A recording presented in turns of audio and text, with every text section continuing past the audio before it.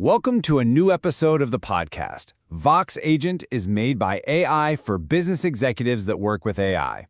Today, we're diving into a massive shift in the global landscape, China's incredible rise in artificial intelligence.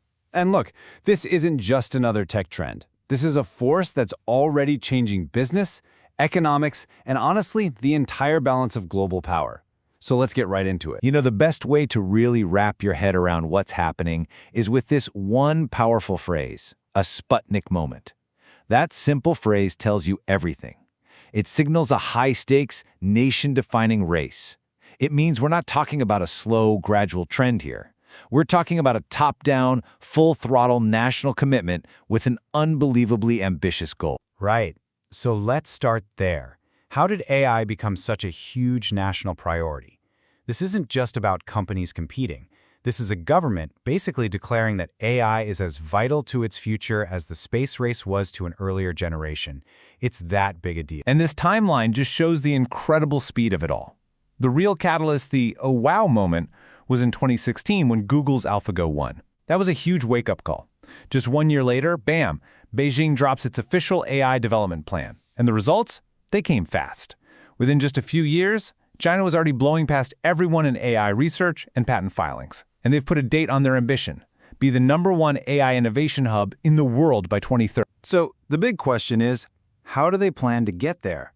Well, the answer is all about something called a full-stack strategy. The goal isn't just to use AI. It's to own and control every single piece of the puzzle, from the actual silicon chips to the software, creating an ecosystem that is completely self-reliant. Yeah, a full-stack approach basically means you build the whole shebang yourself, from the ground up.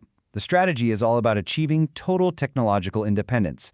It's about cutting any reliance on foreign tech and building an entire interconnected system, all the way from the chip itself to the app that you'd use on your phone. If we break that down, you can see the layers.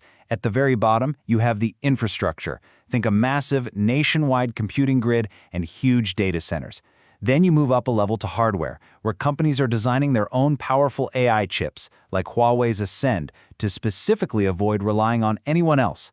And then at the very top, you've got the software, where they're building their very own development frameworks. And this comparison here is really telling. I mean, most of the world runs on Google's TensorFlow and Meta's PyTorch, but China is pouring resources into its own powerful alternatives, like Baidu's PaddlePaddle.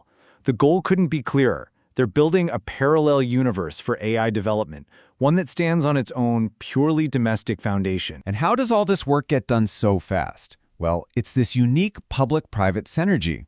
The government points the way, sets the grand strategy, and opens the wallet. We're talking an $8.2 billion AI venture fund, special pilot zones. Then private titans like Baidu, Alibaba, and Tencent grab the baton and run with it, investing their own billions to create the actual breakthroughs. It really is a unified national effort. Okay, so we've talked strategy, but what does this actually look like on the ground? This next part is all about the real-world impact. We're showing how China's AI isn't just stuck in a lab somewhere, it's being rolled out at a massive scale in daily life and across whole industries. Okay, just look at this number for a second. 100,000. That's the number of orders that a single, fully automated warehouse from JD.com processes every single day. It's almost entirely run by robots with an AI brain pulling all the strings. This isn't some far-off future concept. This is the reality of logistics today. And this impact is definitely not going unnoticed. I mean, when execs from Toyota, a company that's a global icon of efficiency, saw how fast the Chinese EV maker BYD was developing its AI, the reaction was just one word: flabbergasted. That tells you something important. Chinese companies aren't just playing catch-up anymore. In some really critical industries, they're actually starting to pull ahead. And the applications are just everywhere. Baidu's Apollo platform, it's already running commercial robotaxi services in more than 15 cities. In computer vision, companies like SenseTime are global leaders. In medicine, you've got startups working with giants like Pfizer to use AI to discover new drugs. And in logistics, AI is optimizing the very supply chains that stock our shelves. The scale of it all is just breathtaking. Right. And all of this activity is, of course, creating a completely new dynamic on the world stage. So, how does this all stack up against what other global powers are doing? Are we all sort of converging on the same ideas, or are we seeing different parts of the world carve out their own, maybe even competing, paths forward? And this table shows just how different those paths really are. You've got China with its state-guided, build-it-all-yourself push. Then you've got the US model, which has always been led by the private sector, but is now getting reinforced by defensive government moves like the CHIPS Act.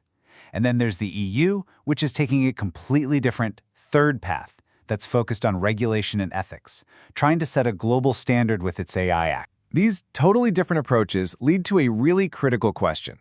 Are we watching a bifurcation of technology happen in real time?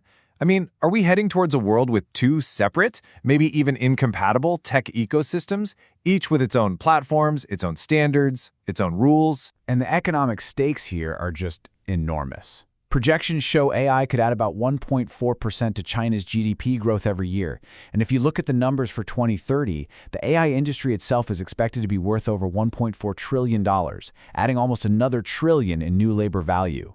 This isn't just another market opening up, it's a whole new center of economic gravity forming. And that brings us to our final and maybe most important section for you, our listeners. Given this new reality, what do you actually do? We've boiled down all the key takeaways into a strategic playbook with some clear, actionable steps for any business leader trying to navigate this new AI world. All right, here it is, a 6-point playbook for this new reality. Number 1, collaborate. Don't just retreat. Find ways to innovate together, especially in less sensitive areas. 2, invest. You have to invest in your own R&D just to keep up.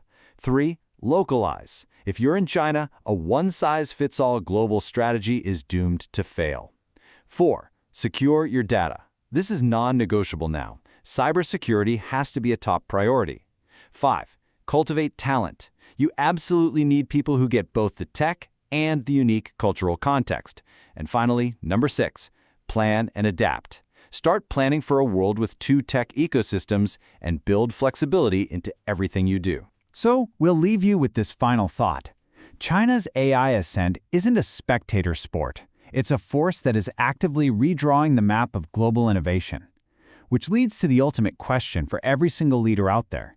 In a world of splitting tech ecosystems, where and how will you build your future? Thank you for joining the podcast, and see you soon.